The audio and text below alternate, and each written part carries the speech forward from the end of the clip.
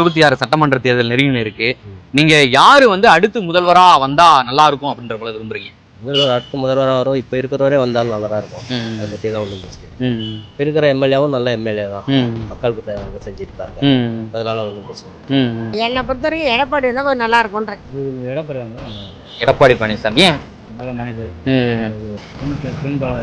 பின்புலம் எதுவும் கிடையாது. எனக்கு தெரிஞ்சு இப்போ இருக்கிற முதலமைச்சரை விட முன்னாள் முதலமைச்சர் நல்லா சப்போர்ட் பண்ண மாதிரி. யாரு முன்னாள்?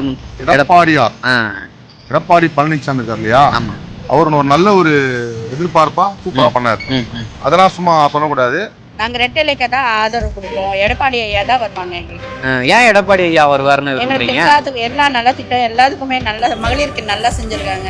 தாலிக்கு தங்கம் மானியத்துல மகளிருக்கு 2000 ரூபாய் மானியம் போடுறாங்க.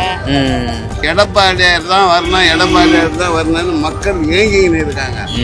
அதனால எடப்பாடி ஆட்சி வரும். ஸ்டாலின் ஒன்றும் செய்யலையா? ஸ்டாலின் எந்த பெரிய திட்டம் எதுவும் கொண்டு